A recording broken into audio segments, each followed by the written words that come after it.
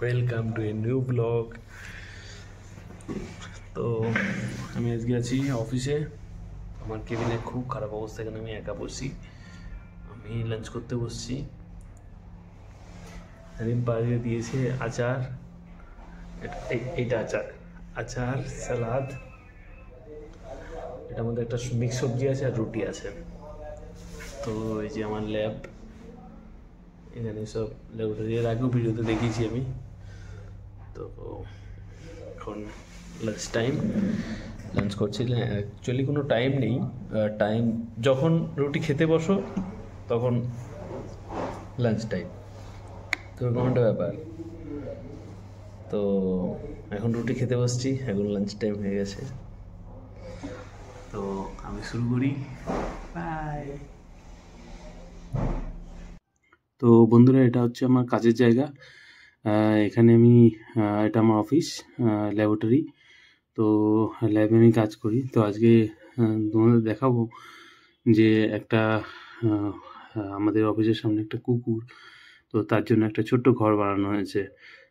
মানে কোম্পানির তরফ থেকে আমি বলেছি, তো কোম্পানির তরফ থেকে ওকে ঘর বানিয়ে দিয়েছে। কি সুন্দর ঘরটা, দেখতে পারবে তোমরা। তো এই অফিস থেকে এখন বেরোবো, এখন সন্ধ্যে 7টা বাজে।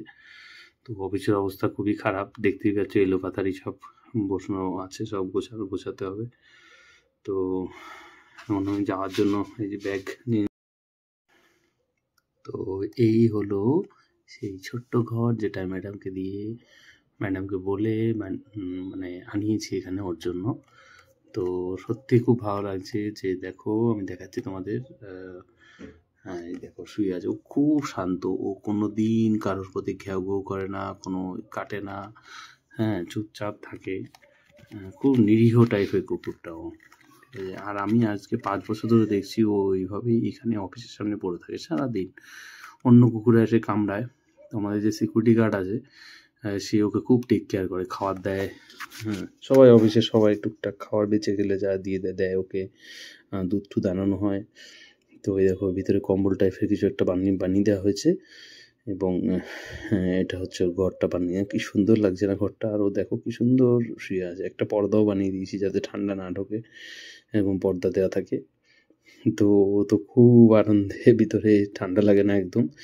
আর এতদিন কি হতো, বাইরে শুয়ে থাকতো, কম্বল যদিও দেওয়া হতো কিন্তু বাইরে যাওয়া ওদের গায়ে পশম তো কম থাকে, তো ঠান্ডা তো লাগেই।